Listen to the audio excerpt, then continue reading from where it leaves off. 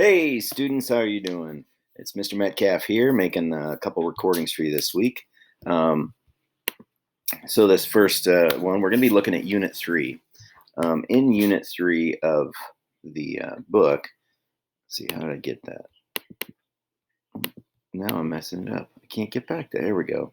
In Unit 3, we're going to be talking about the rise of Islam and early Islamic states or empires. We're going to be talking about um, I'm going to be talking about the Middle Ages, early Europe, and then we'll split that up, and then we'll talk about late Europe a little bit later. We're going to talk about a little bit about the Byzantine Empire, the Kievan Rus, Charlemagne, the Vikings, Alfred the Great.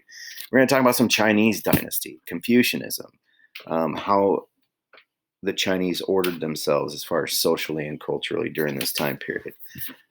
The rise of the Mongols. So we get to talk a little bit about Genghis Khan and the fact that, yes, he was brutal, but he was also actually an extremely intelligent dude. We'll actually get to the Golden Horde, which comes after the Mongols. It's a totally different group. Well, they're similar but different. Marco Polo, the Yuan Dynasty, the late Middle Ages. So we're going to talk about all those things during this unit.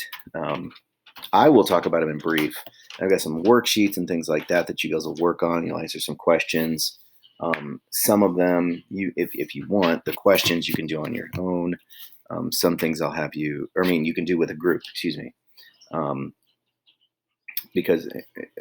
then some of the things are individual things. There is a thing. I wish we could figure out how to do it, but I don't know how I'm going to work it because there's a little debate I want to have.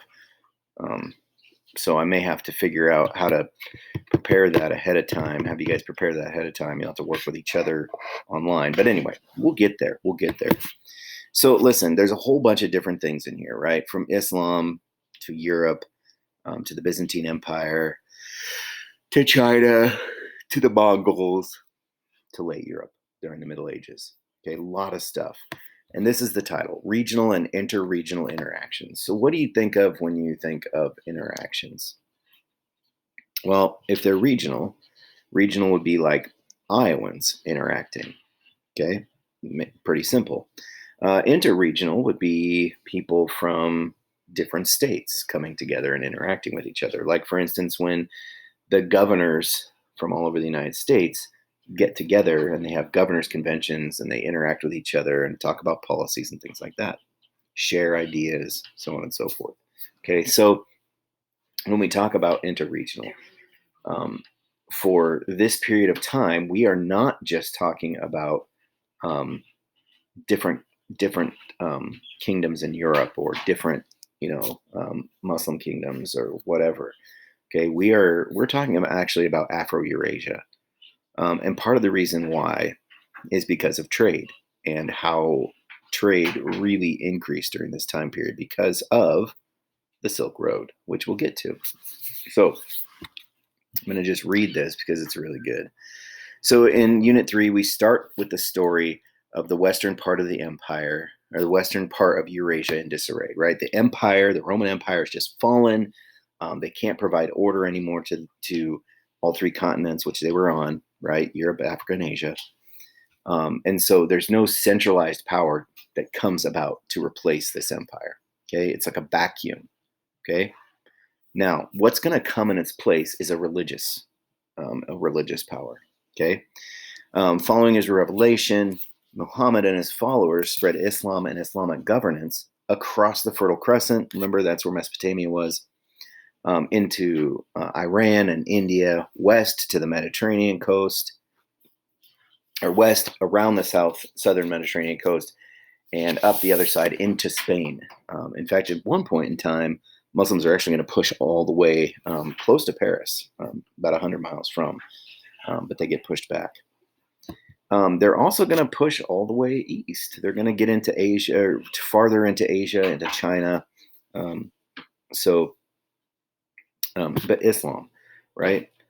Outside this golden age of Islam is going to bring wealth. It's going to bring sophisticated science, advanced culture, Okay, and it's really because of how the Muslims treated the people that they lived with, for the most part, and the things that they valued, the important things in their lives, like education, for instance. Okay, now that's in kind of the Middle East. By comparison, Europe during this time is a brutal place. Okay, they're trying to imitate the greatness of the past and keep out pressure from the Muslim world. However, they're going to struggle to bring order to and civilization to Europe for a good period of time. Not thousands of years or anything, but a while. Okay.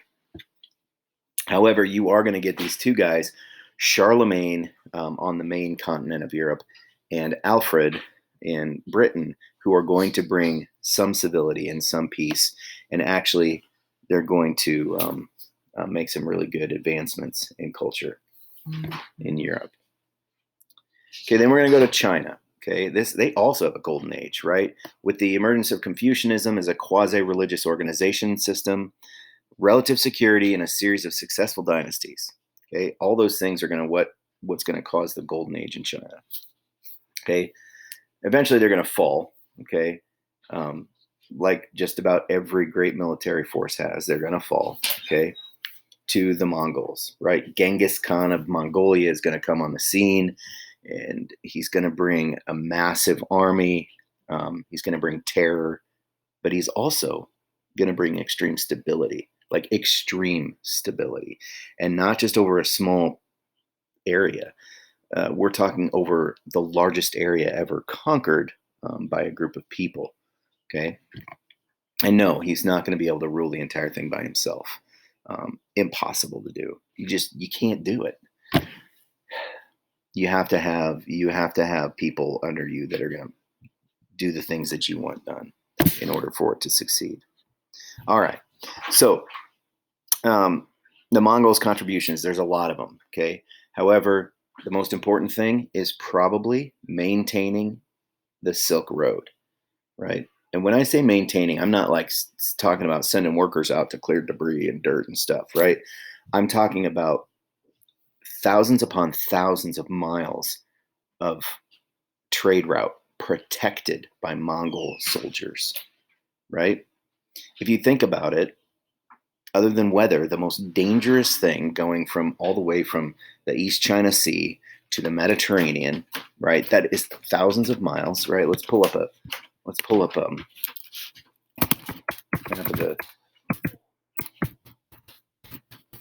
of the Silk Road here.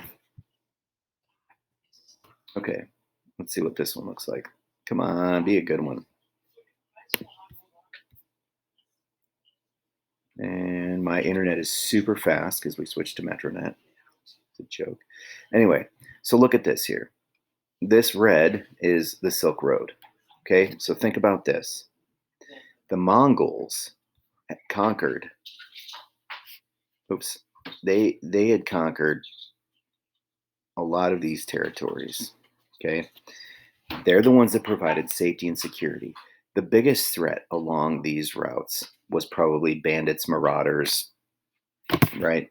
If you know that very expensive and awesome goods are going to be going back and forth, might be a good place to rob them. But the Mongols, one of the things they did was bring about some superior stability to the area. Okay. So it not only allows the goods to go and spread, but it also allows technology to spread. And if you think about this, they don't say it in the book, but culture, man, which goods and technology are part of culture. So it's going to allow for some serious spread of all different kinds of culture because they're going all the way to England, around parts of Africa, the Middle East, Europe. Okay, we're talking all over the place, right? It's a long trade route, many different places visited, many different cultures. Okay, and finally, again, we're gonna look at the peripheral people. Islam is going to spread, but can't quite dominate the Spice Islands. Demand for their products, however, is going to create a race to develop ways and means of trading wagon trains. Anyway, so that's kind of what this unit is about. And I'm going to stop there, and then I'm going to continue in just a minute with another video about Islam because that's the first one that you guys will be getting yourselves into. Okay, so just some things for you guys to think about when we talk about this interregional interactions. I want you guys to think about the importance of the spread of culture. Okay, now before I continue, real quickly, think about what culture is. And it might be good to take notes. I should have said that at the beginning. But culture is non material and material items within a society. Okay? So, non material, right? That's things like government, education systems, religion, language, right? Those are all, they're not tangible. You can't reach out and grab them, right? Material items, glasses, hats, hairstyles, a goofy one at that, right? Things like that, things that are physical, food that you eat, utensils that you use, clothing that you wear, right? Things like that, okay? So, technology, right? Physical piece of technology. Ideas are non material, right? Um, this stuff is material because it's physical, right? So, think about this as we talk about regional and interregional interactions. We're going to talk about a whole bunch of different groups. How did all these people interact? What effects did they have on each other? Right? Think about a question like this, right? And this is one of many that we could ask, right? If China had not traded gunpowder, would Europeans have conquered the Americas? Just something to think about. Okay. And who knows, maybe during a class sometime we can discuss that. But as we're going through, I want you to think about that. How did these different regions from China to Asia to Europe, to Africa, how did they interact? How did they affect each other? Okay. Technologically, culturally, so on and so forth. All right. Um, I always have a hard time stopping these things. Oh, it's down here.